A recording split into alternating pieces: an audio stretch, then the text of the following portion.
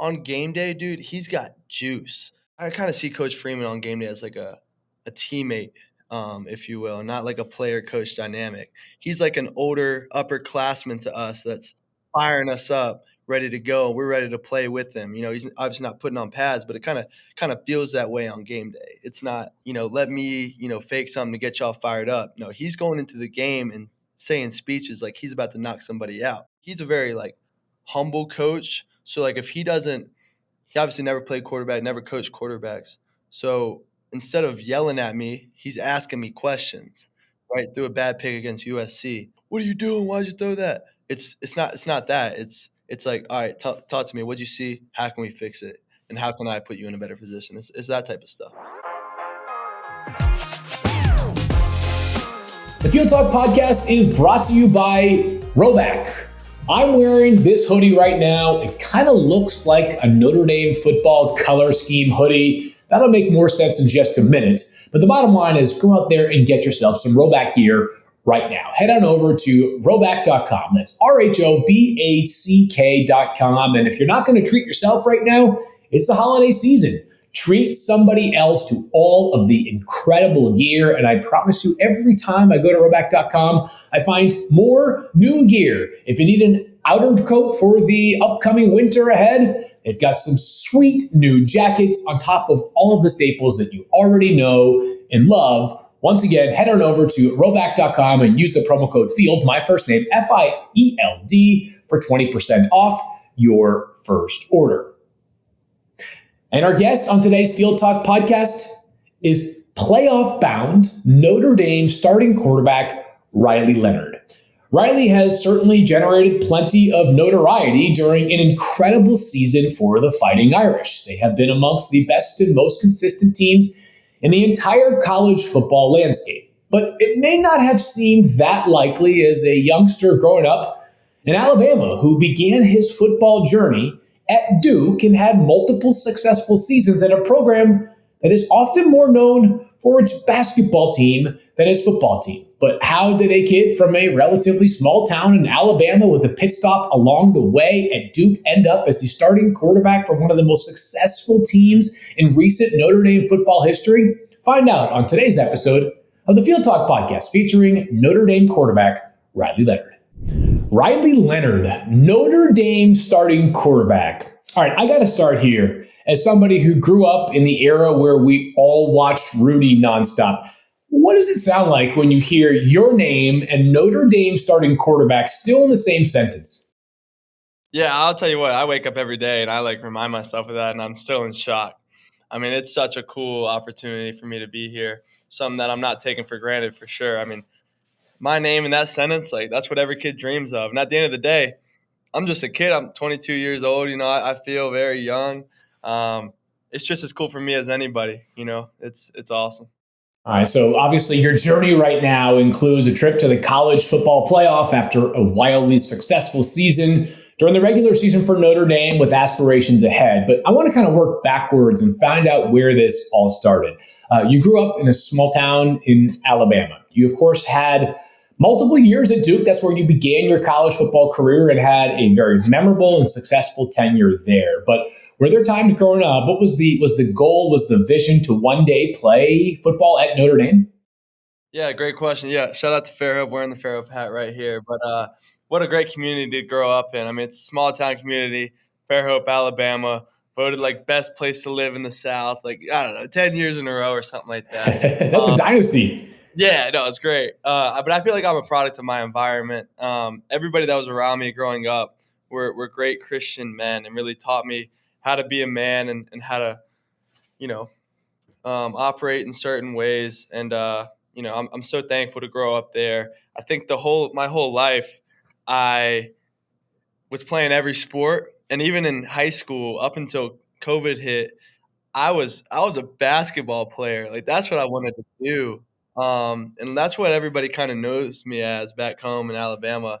So up until COVID, I mean, I always wanted to go play D1 basketball and then, play in the NBA, right? But COVID hit and it didn't work out. So I ended up getting in contact with Duke, which I never took an official visit to any school football or basketball, and my basketball to football ratio on my phone was probably like 9-1. Wow. So it was a crazy process. But my quarterback coach, David Morris of QB Country, played for Coach Cutcliffe way back in the day with Eli Manning. And then Coach Cutcliffe reached out to me through him, and kind of the rest is history. But kind of a wild story for me, and an unexperienced story. Yeah. So, all right. So you obviously ended up going to Duke to begin your college career, multiple years there at, arguably the best college basketball program, men and women in the country. Was Duke on your basketball radar? Like, did they call you at all about playing for the hoops team? No. I certainly wasn't good enough to play for them. I see with my height, 6'4", you got to be a point guard. And to be a point guard, you got to have handles, and that's something I didn't really have. I was a slasher, like to throw it down a little bit. I had a jump shot until I started lifting. I'm not big, but I used to be really skinny, and then I started lifting and lost my jump shot too. So, yeah, no. When I got there, though, I was with Paulo Banchero, and we both got there in the summer and in that class. So we would go into Cameron and hoop a little bit, which is pretty cool. But I definitely, any chance I could get in the off season, of course, I would go, get some basketball runs. What's the score if you guys play a game to 11, you and Paulo 1-on-1? Oh, I'll humbly say I don't know if I'm scoring.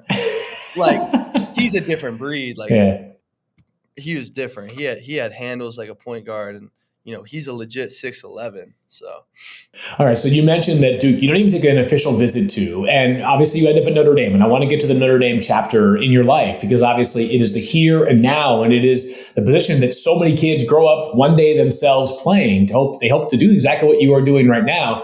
But you end up at Duke, and without a visit, how does that come together? How does somebody from Fairhope, Alabama, decide to land? I know you mentioned the connection, but when does the leap of faith actually occur to go to a place in Durham, North Carolina that I don't know if you had been there at all prior, not just to Duke, but to the area in general? When did you feel comfortable that was going to be the place that you would begin your football career in college? Yeah, I mean, so I hadn't been to Durham before. I hadn't seen any of my coaches in person before. None of that had ever happened. Why Duke? I didn't really have many options. Wow. Yeah, like I said, COVID hit, and that's kind of when I got my offers. But quarterbacks commit so early that by the time COVID hits, most of these guys already got their quarterbacks. And at Duke, they actually had a quarterback too, Jordan Moore, who is one of the best receivers in college football now, in my opinion, was the quarterback that Duke originally took. I think it was just through David Morris to where they were like, all right, we'll take this guy. I didn't really have many options. I mean, Nebraska ended up reaching out late, but they already had a guy too.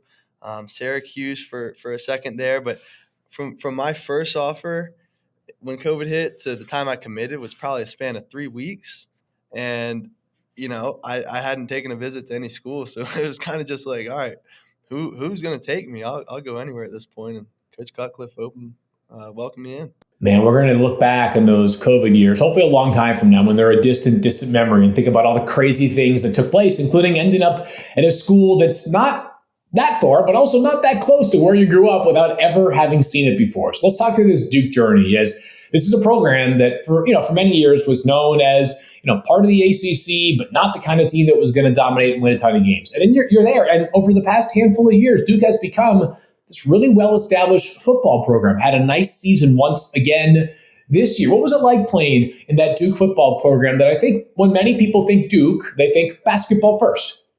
Yeah, it was really, really cool for me because I was able to experience a 3-9 season my freshman year, and in that season, I remember starting the year, and I remember telling myself like, I think it'd be so cool if I can like step onto the field and play. I was fifth string in fall camp, like I'm just like hoping to get on the field. And then, week 7 comes around or so, and, the starter gets hurt, and I had to move my way up the depth chart. And I ended up starting against Virginia Tech. Probably went 2 for 25. Like, it was awful. I mean, it was just awful. But I was able to experience that 3-9 season, and then Elko comes in, and we go 9-4 the next year. And it's like, how does this happen? And it's kind of hard to tell you in one sentence, like, how we did that. I think it was just like, one, believing you can win, and then outworking everybody. I mean, our offseason training were unreal, like very hard. And one thing they always said is like, it's actually from Kung Fu Panda, but like the secret like the secret or whatever. There is no secret. Well, there really isn't. You just got to put your head down and work, and that's exactly what we did. Turned it into 9-4. Then we went 8-5 last year, and ended up getting hurt. And then this year, obviously, they're balling out again. So Duke football program is it's kind of turning into a football and basketball school, which is cool to No see. doubt. Hey, who knew the Kung Fu Panda was inspiring turnarounds on athletic programs throughout the country? So we're in a different era now of college football. The idea of players leaving their school is not just common, it's almost expected in some cases. I mean, we are seeing players left and right transfer and transfer again and then transfer again sometimes. We see guys transfer to one school during the offseason and then transfer back to the school that they started at in that same offseason. But at what point did you get a sense that maybe there was a possibility that you might end up at a different school after your time at Duke? Was it when Coach Elko leaves to take the Texas A&M job? Yeah, I think so. I got hurt last year, I think like week 8 or 9 in the season. I got hurt like week 6, week 7, and then week 8, I got hurt again, which actually put me out the rest of the year with turf toe. And whenever that happens to you, of course, you're thinking about your future, right? Then obviously Elko went to A&M. It was kind of just like, okay, I think it's time for me to really evaluate who I want to be as a player. And I'm a guy who like wants to live with no regrets. So I'm like, dude, I got to put everything into my career. And if I look back and I'm just not good enough, I go to 2 different schools and I can't succeed, like, all right, fine with me. But if the environment changes and I can succeed somewhere else, I'm gonna take a risk and do that. But I don't think anybody like I like to think nobody goes to a school hoping to transfer. Like I hated being in the portal. It was a terrible feeling because there are so many stereotypes of guys who enter the transfer portal, and I understand that. Like I love Duke with all of my heart, and I had to make a tough decision because I like to think I'm a loyal guy. Um, but this was just a decision I had to make, and like I said, I wasn't comfortable at all. That's why like I took one visit to Notre Dame. And I was like, all right, I'm good. Let me commit. Let me get out of here. So. So I don't want to like make you dive back into an uncomfortable stage of your life, but I do want to find out. So you decide to enter your name into the portal. Your great grandfather, is that correct? Played at Notre Dame, or was it just your grandfather? My great grandfather, yes, sir. Okay, so when you're hitting the portal, you're saying to yourself, all right, like, well, I hope the end game is Notre Dame, or at what point did Notre Dame become an option for you? Yeah, I think when Notre Dame hits your phone, it's like, all right, this hit differently. Yeah. Especially with Coach Freeman and the hospitality that they show. Obviously had probably like 5 or 6 schools that I was looking at for a little bit there. Took a visit here though, and like the moment I knew was when I went out to eat with the teammates. We had probably like 12 of these dudes. We went out to eat, and like I don't even think we talked about football. And I just fit right into the culture here, and the culture here is different. Like everybody here is extremely unselfish, and that stems from the top down. Like everybody thinks that Coach Free is like, probably from the outside in, a me guy. Like it could not be farther from that. He doesn't want anything to be about him, and he's all about giving back to the team and doing what's best for us. So, anyways, long-winded answer. I think it just hit differently when Notre Dame. Do you recall the first interaction you had with Coach Freeman? Oof, it's a good question. I don't know if I do. I remember where we were, but the conversation. I know it was a good one. So let's talk about at least some of the initial impressions you had from him, because I just heard you speak so glowingly about him. What is it about? If I were someone who had just been dropped off from a different planet after X number of years away, and I was just hearing about Coach Freeman for the first time, how would you describe Coach Freeman to somebody like me in those circumstances? Yeah, well, I'll use a couple examples here. I was in the portal, and I sent him a 2-hour podcast that Tom Brady had released, and I was in the portal, not committed, and he responds back 3 hours later, says, "I watched the entire thing. Let me know when you can call and talk about it." This is a guy that 2 hours of his time is a big deal. Um, he knows all the janitors' names in the facility and treats them like anybody else. So I imagine if you come in from another universe and you step foot onto Notre Dame's campus, you run into Coach Freeman. I mean, there's not a more hospitable person that's going to treat you like a friend, like a family member. Um, Man, I can't say enough good things about him. He like studies stoicism too. So like he'll study the greatest world leaders to ever come about and just take things from them. Boom. like pull all these different things. I'll give you some examples. Marcus Aurelius, boom, he's studying, what he wrote. Martin Luther King. And then we're building construction across the street. He meets with the construction manager to find out how they operate and, what do they start with and how are they meeting at 7:30 every single day on the dot? Like these types of things. That's the type of dude he is. And everything that he learns, he just shares it right with us in the team meeting room. He's got a lot on his plate between being the Notre Dame head football coach and all the responsibility that comes with being a coach in this day and age. He's got a huge family as well. I know he's hitting the weight room at some point. Like, what's it like? I mean, are you ever in there at the same time as Coach Freeman? Because I guarantee you that guy's putting up some serious iron. So yeah, we always mess with him because he's never squatting, but he's got those chicken legs. Once in a while, he'll hit it. But usually we're getting into the facility, and I'm obviously usually one of the first people in, and he's already breaking a sweat, so he'll work out. I don't even know when, but it's before I get to the facility, and I get here pretty early, so he's usually in there by himself early mornings. Okay, last question for now on Coach Freeman, because you described sort of the human he is, but I got to imagine there's a different version of every coach on game day than the one that recruits you and the one that spends time with you during the week preparing and during the offseason, looking ahead to the season that you have on tap. What is he like on game day? How does the demeanor change, if at all? Yeah, that's a really good question. On game day, dude, he's got juice. Obviously, right? All coaches do, but it's a different type of I feel like it's a juice. Um, I kind of see Coach Freeman on game day as like a teammate, if you will, not like a player coach dynamic. He's like an older upperclassman to us that's firing us up, ready to go. We're ready to play with him. He's obviously not putting on pads, but it kind of feels that way on game day. It's not, let me, fake something to get y'all fired up. No, he's going into the game and saying speeches like he's about to knock somebody out. So I think that's kind of what he's like on game day. And then as far as like me, he's a very like humble coach. So like if he obviously never played quarterback, never coached quarterbacks. So instead of yelling at me, he's asking me questions, right? Threw a bad pick against USC. What are you doing? Why'd you throw that? It's not that. It's like, all right, talk to me. What'd you see? How can we fix it? And how can I put you in a better position? It's that type of stuff. So as the Notre Dame quarterback, there is a long, long history and tradition, right? I mean, arguably, the greatest quarterback of all time, and Joe Montana, and Joe Theismann, and more recent quarterbacks like Brady Quinn and Jimmy Clausen, and guys, there's been a lot of quarterbacks from Notre Dame that have had very successful college careers, some very successful pro careers as well. Have you had any interactions with prior Notre Dame quarterbacks that maybe have influenced you a little bit? Yeah, every single person you just mentioned has come into contact with me throughout my time here. And it's been a very short time, but every single one of them has affected me in one way or another. And they all kind of add their different things, including even Sam Hartman. And we have a guy on our team here, Tyler Buckner, who is, one of our signalers now, but has made some big special teams plays for us.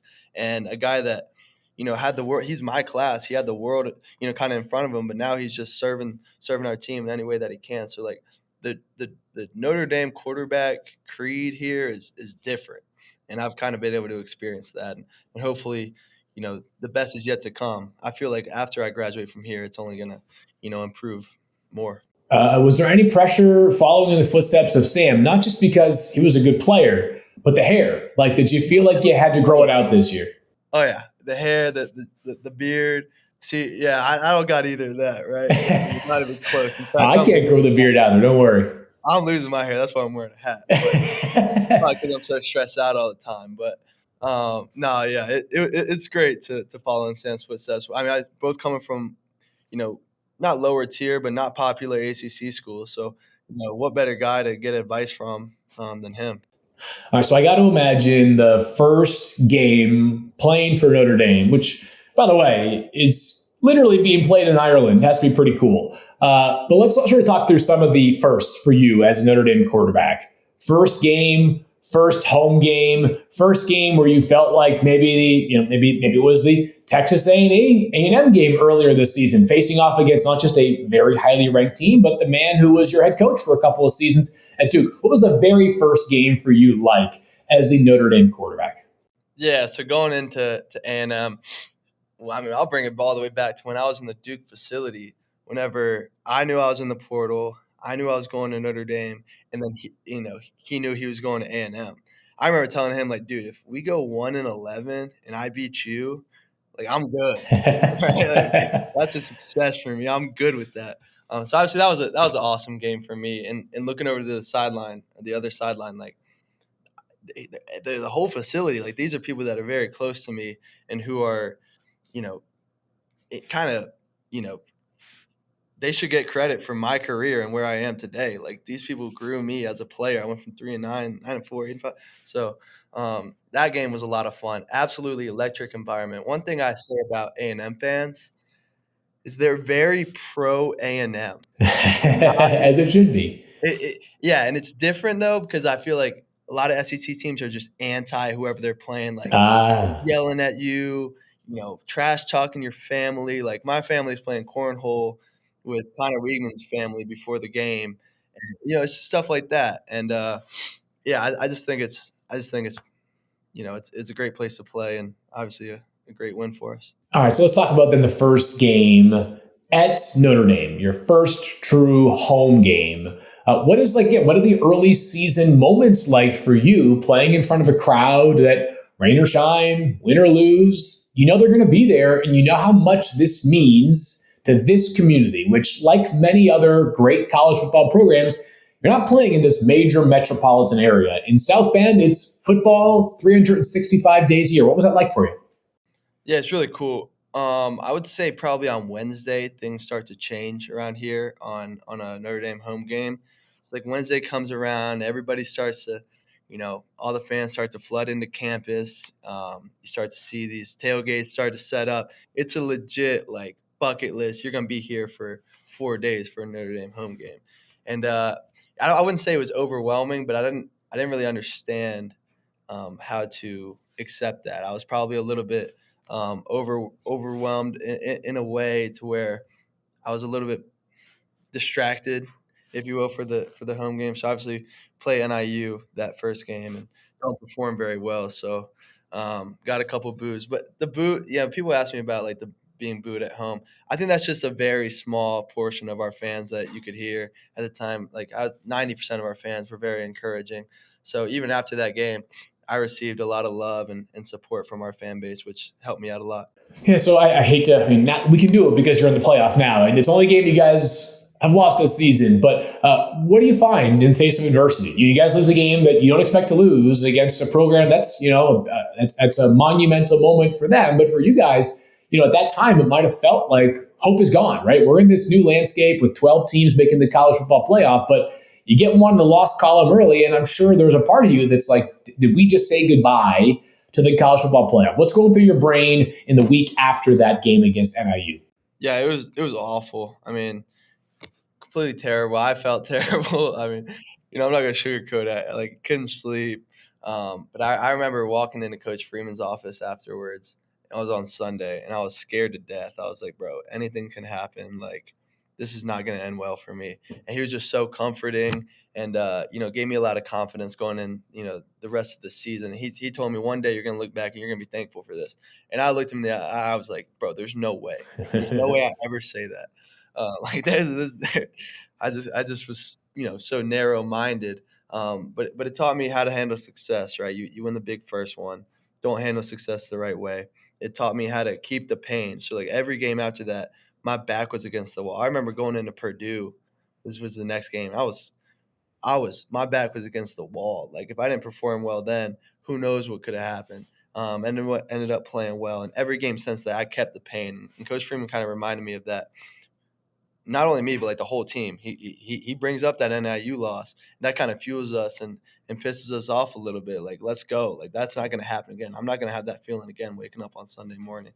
So a lot of learning lessons there. You guys have been very, very successful this season, obviously, in large part due to your contributions. So I guess you don't have another season to reference it against, but Notre Dame, no matter how well you're playing, whether you're having a great season like this year or a less dominant season, feels to me like one of those circle the calendar games on a schedule of an opposing team. Does it feel when you're playing opposing teams like whether it's the best team on your schedule or the worst or somewhere in between, almost like it's their Super Bowl to play against Notre Dame? Yeah, I definitely think that's the case. I remember being that team at Duke my freshman year when I went 3-9. We'd have opportunities to play winning record teams that are trying to make it to the AC championship. You're like, dude, we're just going in there to, run everything we got. Any formation we got, any trick play we got, whatever it is, we're going to try it because we got nothing to lose. So you definitely see that against teams that we're playing. And, that's what you want, though. You want the best version of every team you're playing against. And you want to, challenge yourself. Because if they weren't doing all that stuff, it wouldn't prepare us for the situation we are now. So, as you guys are waiting for this past weekend, when you find out your playoff fate, do you feel comfortable? Do you feel secure? Do you feel like, hey, we've done enough? Like, we're in. It's just a matter of what seed we get and who we're playing? Or what were the, days leading up to Selection Sunday like within your locker room? Yeah, I mean, everybody thinks that they can just predict the future in our locker room. So I probably had 50 people come up to me and tell me exactly what seed we're going to be, exactly what all 12 seeds we're going to be. Yeah. Boy, were they wrong. So I was like, dude, why are we wasting our time, worrying about something we can't even control? Like we did, we won our games. So I didn't really care at that point. I was just ready to see who we played and watch film on them. But yeah, everybody had to take, just like everybody in the country had to take, and obviously things changed. So I was going to say, me included, really. I had my whole bracket. Did not work out perfectly, but first year doing it, not the best, not the worst. So certainly some room to grow and improve on my end for my 2026 playoff bracket next year. It feels like, and I don't want to put words in your mouth, so you let me know if this is accurate or not, that one of the things that has helped define your football journey is meeting the moment and bouncing back from adversity. Do you feel like maybe you've learned more from the times in which you have not succeeded as opposed to the triumphant moments in your football career? absolutely, absolutely. I think going back to Duke, the 9-4 season doesn't happen without the 3-9 season before that. We don't lift as much weights. We don't run the sprint harder. All these little things don't happen if I don't go 3-9 my freshman year. Um, Ever since NIU, I don't go into film the extra hour. I don't meet with Coach Denbrock the extra hour. I don't, you know, lift a weight or practice as hard or focus on the little details as much. These things don't happen without adversity. And I think it's human nature to, kind of relax a little bit if you're winning. But shoot, once you lose, it kind of kicks you back into gear. So obviously things, I'm sure, are very heavily tilted towards football right now. You're preparing for college football playoff matchup against Indiana. You're the Notre Dame quarterback. But what's it like? I mean, do you have the ability to walk around campus as just another student? Or is Notre Dame quarterback the kind of guy that almost needs to go incognito when walking from one building to the next, whether for wherever you are going to, whether it's academics, social, or something in between? It's funny, here I forget who I am all the time because at Duke, I remember we beat Clemson my junior year, and I went to the dining hall and somebody said good game. I was like, me? Like, oh snap. Like that was the first time I had, somebody had done that to me on campus. So I spent 3 years at Duke, you go to school, you're just like anybody else. And that's kind of just my mindset um in general. I fell asleep. Like I was on campus yesterday by the lakes, and I fell asleep for like an hour, just on a bench. And my girlfriend was like, "Dude, somebody's gonna take a picture of you. Like you can't just be doing that." I forget. But yeah, no, it's really cool. It's also a very small community here. Like it's like 8,000 undergrads. So everybody that sees me like on a daily basis. So we're 3 months into school. They're not gonna have a huge reaction when they see me because they see me every single day. But yeah, they do a great job, and everybody's very supportive. So just to make this a little bit not about Indiana in general, but when you think about just like the college football playoff and the transformation from 4 teams to 12 teams and first round games being played on home campuses, what do you imagine that atmosphere is going to be like? Oh, it'll be insane. I mean, Notre Dame fans have been talking to me about the college football playoff since the time I committed. So everybody's fired up for this.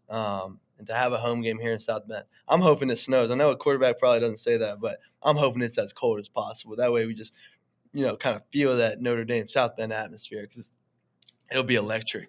Gloves or no gloves if it's really cold for you as a quarterback? I've never played in the snow. I haven't played in too many cold games myself, so I guess we'll find out at practice leading up to it. Okay, yeah, I feel like Brady used to put that glove on, and then he kind of just started playing with gloves all the time. So if the GOAT wears a glove, maybe that's a good indicator that all quarterbacks can get away with it as well. So as we sort of sum up and think about your football journey to this point, if there's a younger quarterback out there who might be listening or watching this, or just a younger athlete, and you mentioned how you played multiple sports growing up, you were once an aspiring hooper, what would be some of the lessons that you've taken away from your journey that you think might be helpful for other people to hear too?